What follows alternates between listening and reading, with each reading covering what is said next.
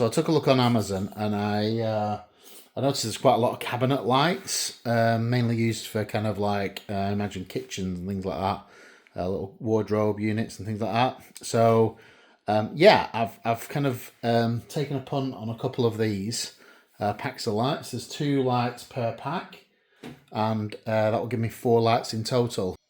Yeah, I'm not quite sure kind of how I'm going to put them in there at the moment. There's a couple of options. I believe they come with some sticky strips, and they've got some kind of magnet on there, and then the magnets clip onto the lights itself, and you can take the lights on and off. So the lights are powered off. They've got a battery inside, and they're powered off a USB cable. They've got quite a large battery on them each, so I mean, with the amount of times that the cabinet's going to get opened once it's up and running, you know, this should last me, you know, several weeks, if not months, before I need to keep just charging them, and then a couple of hours charge on a USB cable, and then they'll be right again. So yeah, there is the option of course just having them fully plugged in through a USB cable. So yeah, I'll take a look at that. But the main thing is, let's have a look at these lights. Let's unbox them, see what they're like, see whether they actually go onto the cabinet okay, and what they look like, and how much light they throw out.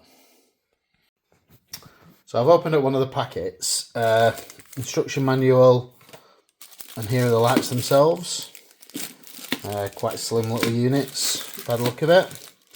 So I'm just going to take them out of the packet, and then I think the key for me is, do we need those sticky strips, or will they actually stick to the back of those metal supports at the back of the cabinet? And that's the key one for me, really. So I'll meet you back in a second. Okay guys, so yeah, this is the back of the light unit. So it comes with these 2 of these little strips. Got like a metal side and then like a sticky side. So as you can see, the metallic piece sticks to the back of the lights, and then obviously you'd normally put these sticky strips somewhere else. I was hoping that the lights, see if I can show you, would attach onto the metal bars. Let's see if I can show you. But unfortunately, they do not like the aluminium frame, so I am going to have to use the sticky strips. So yeah, Okay guys, so I've installed 2 of the lights on that side. So I've put one on the metal bar there, one on the metal bar in the middle. On the left hand side again, one on the left hand side, far left hand side there, and then one in the middle. So yeah, I've set them all onto the bright white setting. There's 3 kind of light settings. It's like a really horrible warm yellow white light, which just doesn't suit this at all. Something that's a little bit brighter, and then there's this ultra cool white light. So I've set them all to the same, the ultra cool white light setting. There's basically some modes that you can activate in terms of the motion sensing.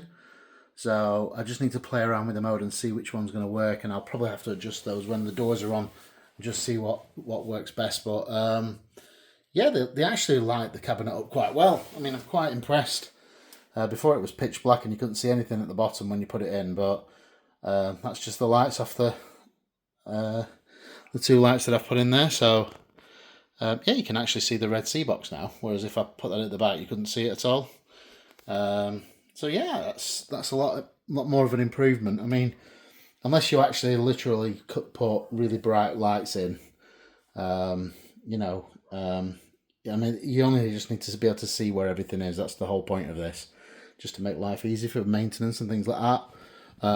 I'm potentially toying with the idea later on of putting another strip on each of the back sides in the middle, and potentially one on either side of those as well, depending on kind of how things go. But yeah, this one's a little bit weird with the Red Sea tank, because you've got kind of a metal piece here, and then you've just got this kind of the wood piece here. It's not the end of the world, but you know, obviously because of using those sticky strips, it doesn't really matter anyway.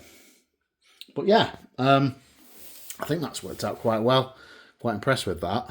Like I said, there's lots of different options. You know, you can run the strips. You can do, you know, you could put probably like wire and mains lights in there. You know, as long as it's kind of waterproof, you'd be okay.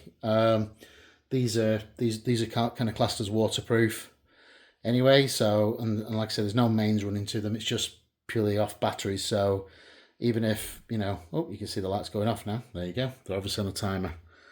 So there you go. That was impressive, wasn't it? It was almost like it was planned. There's that one still at the back there for some reason. Oh, that one's come out now, so it must have detected me moving the phone around. So clearly I've not got the same settings on this side as I have on this, but I just need to play around with those. But yeah, I kind of like those. They're all right. Yeah, so I think they were, what were they? They were roughly £28, I think, for the 4 lights. So about £14-15 per 2 lights. So yeah, not bad. I would have liked them a little bit cheaper, maybe £10 each, but there was some at £10 each, but they just didn't have the modes, they didn't have the options, they didn't have the chance to change the colours. And I just thought, you know what, pay the extra, and then we can play around with them and get them so we're happy with them. So yeah, worked out really well. So I'm going to call it a day for this one. So this will be part 4 of the build. The tank, so just to give you some kind of dates, we're now on Tuesday, and the retailer that I bought the tank and the cabinet from, they're talking about delivering the aquarium itself, the tank itself, the glass tank, on Thursday. Hopefully on Thursday we'll have the tank in, then we can start putting some of this equipment in, get rid of some of these boxes that are all over the living room at the moment, and I can get my living room back. But also I can start cracking on with this and getting to the point where once the equipment's in and it's all kind of set up, we're almost ready to start putting some water in and all the other great steps. So yeah, catch up with you soon.